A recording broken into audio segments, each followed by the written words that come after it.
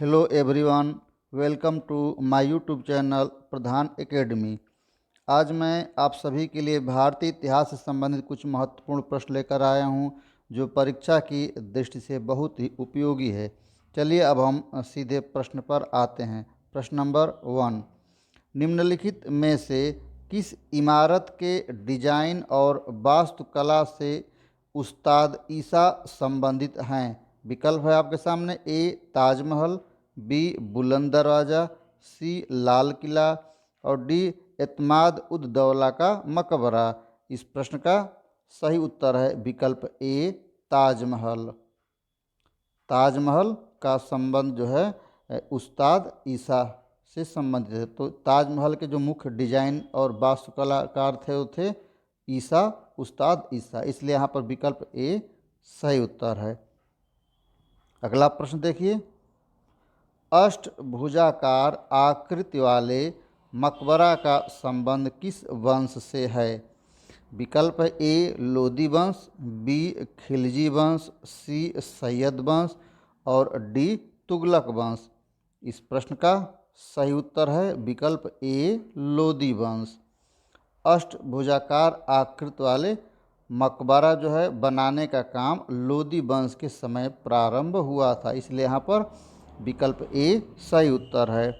अगला प्रश्न देखते हैं, 1882 ईस्वी में नियुक्त भारतीय शिक्षा आयोग का अध्यक्ष कौन था? विकल्प है A Charles Wood, B W B Hunter, C Pearson और डी सैंडलर। इस प्रश्न का सही उत्तर है विकल्प बी डब्ल्यू बी हंटर। 1882 ईस्वी में जो भारतीय शिक्षा आयोग बनाया गया था उसका अध्यक्ष डब्ल्यू बी हंटर को बनाया गया था, जबकि चार्ल्स वुड जो है 1853-54 ईस्वी में जो शिक्षा आयोग बनाया गया था उसके अध्यक्ष थे। तो 1882 ईस्वी में जो शिक्षा आयोग बनाया गया उसके अध्यक्ष थे डब्ल्यू बी हंटर, इसलिए यहाँ पर विकल्प बी सही उत्तर है। नेक्स्ट प्रश्न, यंग बंगाल आंदोलन के पीछे प्रेरणा कौन था? विकल्प है आपके सामने। A Madhusudan Dutt, B Henry Vivian Derozio, C Krishnamohan Banerjee, D Rajaram Mohan Roy. इस प्रश्न का सही उत्तर है विकल्प बी हेनरी विवियन डरेजियो। हेनरी विवियन डरेजियो ही यंग बंगाल आंदोलन के पीछे जो है मुख्य प्रेरणादायक थे, इसलिए यहाँ पर विकल्प बी सही उत्तर है। अगला प्रश्न, भारत में प्रयोग की जाने वाली प्रथम धातु कौन थी? विकल्प ए लोहा, बी तांबा, सी सोना और डी चांदी। इस प्रश्न का सही उत्तर है विकल्प बी तांबा।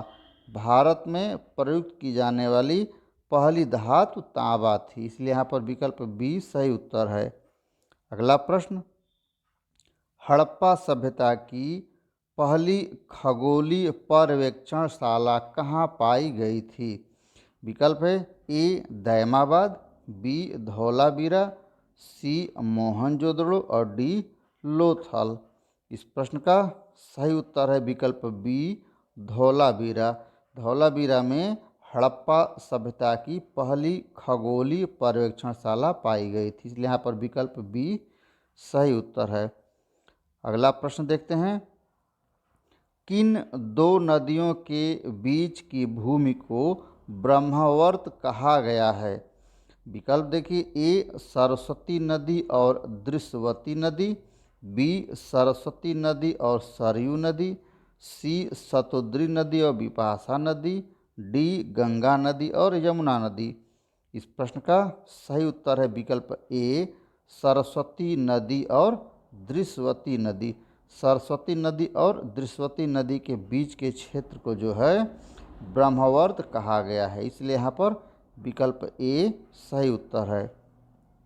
अगला प्रश्न देखिए, निम्नलिखित में से कौन सा कर्मकांडी वेद है? विकल्प ए ऋग्वेद, बी यजुर्वेद, सी सामवेद और डी अथर्ववेद। इस प्रश्न का सही उत्तर है विकल्प बी, यजुर्वेद। यजुर्वेद को कर्मकांडी वेद कहा जाता है और यजुर्वेद जो है गद और पद दोनों में है। यह गद में भी है और पद में भी है। ऋग्वेद जो है केवल पद में है और सामवेद को जो है गेय जो है प्रधान माना गया, यानी कि सामवेद में संगीत की प्रधानता है, इसलिए इसको जो है गेय पद भी कहा गया है। तो जब प्रश्न पूछा जाता है कि किस वेद में संगीत की जानकारी पहली बार मिलती है, तो वहाँ पर सामवेद उत्तर हो जाता है। और जब कहीं पूछा जाए कि कौन सा वेद केवल पद में है, तो ऋग्वेद होगा। और जब पूछा जाए कौन सा वेद गद और पद दोनों में है, तो यजुर्वेद है। और किस वेद में पूछा जाए किस वेद में चिकित्सा की या जादू टोना की जानकारी पहली बार मिलती है, तो उसका उत्तर अथर्ववेद होगा। यहाँ पूछा गया प्रश्न कि कर्मकांडी वेद कौन सा है, इसलिए यहाँ पर विकल्प बी सही उत्तर है, यजुर्वेद। यजुर्वेद को कर्मकांडी वेद माना गया है। अगला प्रश्न देखिए, कश्मीर में शालीमार और निशात बाग की नींव किसने रखी थी? विकल्प ए अकबर, बी जहांगीर, सी शाहजहां और डी औरंगजेब। इस प्रश्न का सही उत्तर है विकल्प बी शाहजहां। विकल्प बी जहांगीर। जहांगीर जो है कश्मीर में शालीमार और निशात बाग की नींव रखी थी, इसलिए यहाँ पर विकल्प बी सही उत्तर है। अगला प्रश्न देखिए, निम्नलिखित में से किसका प्रयोग मथुरा कला शैली की मूर्ति कला में किया जाता था? विकल्प ए संगमरमर, बी स्लेट पत्थर, सी ग्रेनाइट और डी बलुआ पत्थर। इस प्रश्न का सही उत्तर है विकल्प डी बलुआ पत्थर। जो भारत की प्राचीनतम मथुरा कला शैली थी, उस कला शैली में जो मूर्ति बनाई जाती थी वह मूर्ति लाल बलुआ पत्थर से बनाई जाती थी, इसलिए यहाँ पर विकल्प डी सही उत्तर है। अगला प्रश्न देखिए, अहमद शाह अब्दाली ने निम्नलिखित में से किस मुगल शासक के शासनकाल में सर्वप्रथम भारत पर आक्रमण किया था? विकल्प ए मोहम्मद शाह, बी अहमद शाह, सी शाह आलम द्वितीय और डी अकबर द्वितीय। इस प्रश्न का सही उत्तर है विकल्प ए मोहम्मद शाह। अहमद शाह अब्दाली ने भारत पर जो है मोहम्मद शाह के शासनकाल में 1748 ईस्वी में 1748 ईस्वी में भारत पर पहली बार आक्रमण किया था। और मोहम्मद शाह का शासनकाल जो था वह था 1719 से 1748 ईस्वी तक।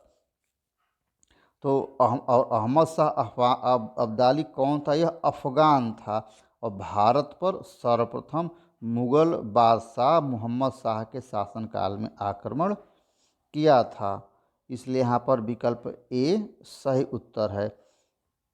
अगला प्रश्न देखिए, निम्नलिखित में से किस युद्ध में सर्वप्रथम तोपखाने का प्रयोग किया गया था? विकल्प है ए पानीपत का प्रथम युद्ध, बी पानीपत का द्वितीय युद्ध, सी तराइन का द्वितीय युद्ध और डी खानवा का युद्ध।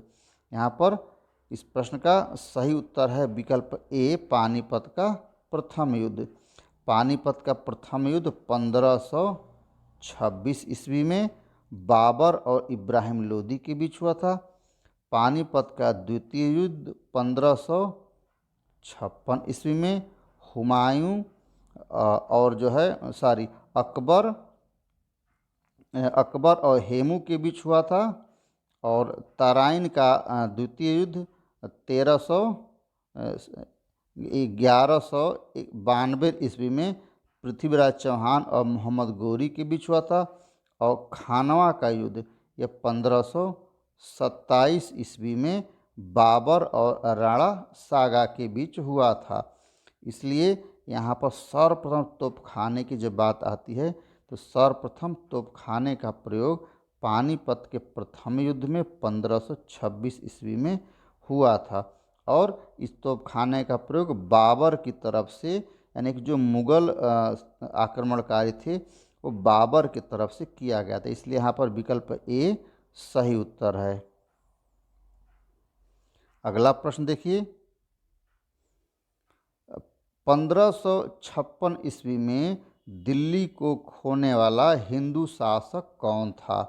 तो विकल्प ए राणा सागा, बी पृथ्वीराज चौहान, सी हेमू और डी मेदिनी राय।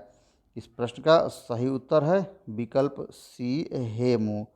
1556 ईस्वी में अकबर और हेमू के बीच जो है युद्ध पानीपत का द्वितीय युद्ध हुआ था, जिसमें अकबर की तरफ से जो है बैरम खां लड़ाई लड़ रहा था, जिसमें हेमू की पराजय हुई थी और भारत में अकबर की विजय हुई थी। और हेमू जो है सूर राजा का सेनापति था और यहाँ पे पराजित हुआ था और भारत में मुग़लों की सत्ता स्पष्ट रूप से और मजबूत हो गई थी।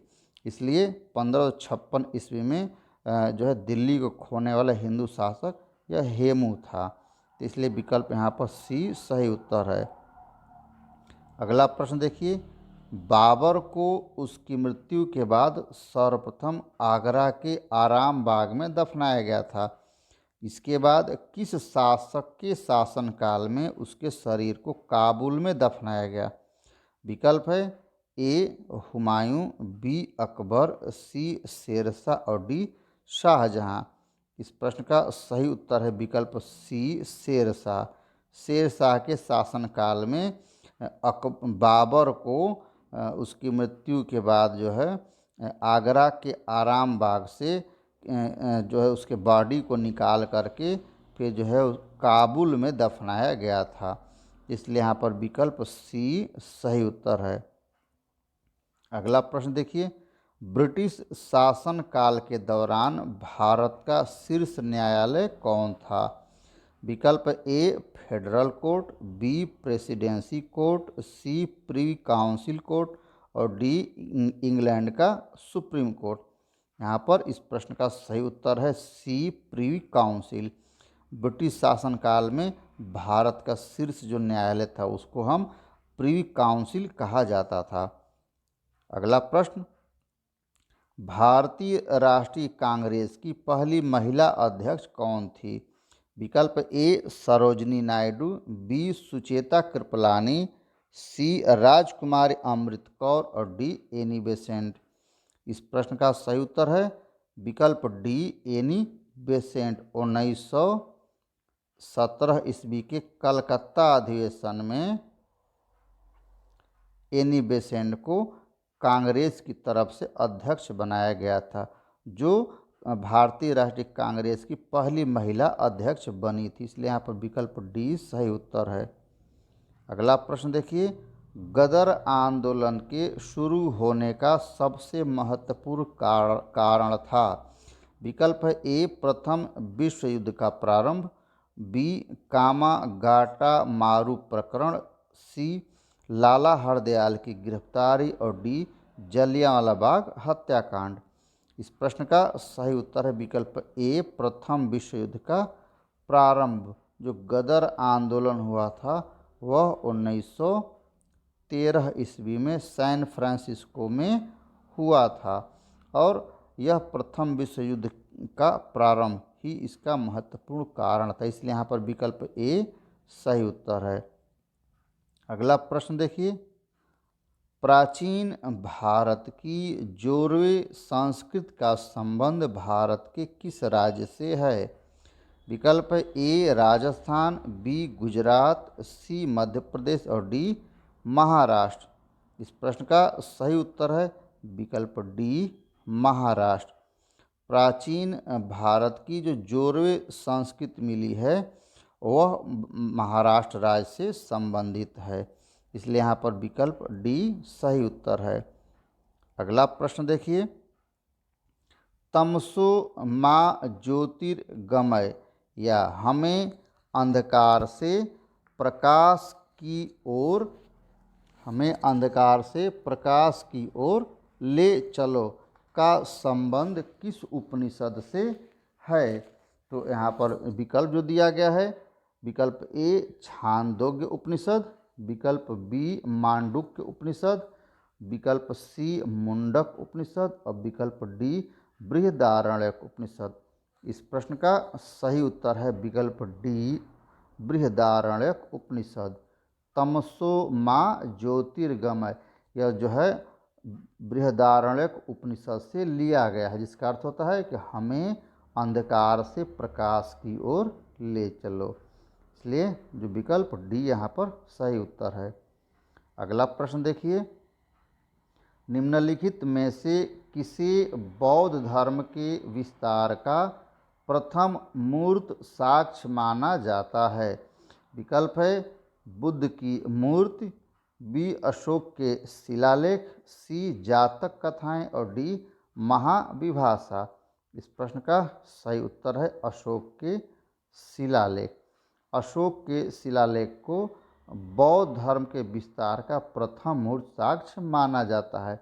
अशोक ने पूरे भारतवर्ष में बहुत सारे शिलालेख बनवाए थे और उस शिलालेख से उसके बौद्ध धर्म के बारे में काफ़ी कुछ जानकारियाँ मिलती हैं। इसलिए अशोक के शिलालेख को बौद्ध धर्म के विस्तार का प्रथम मूर्त साक्ष्य माना जाता है। इसलिए विकल्प बी सही उत्तर है।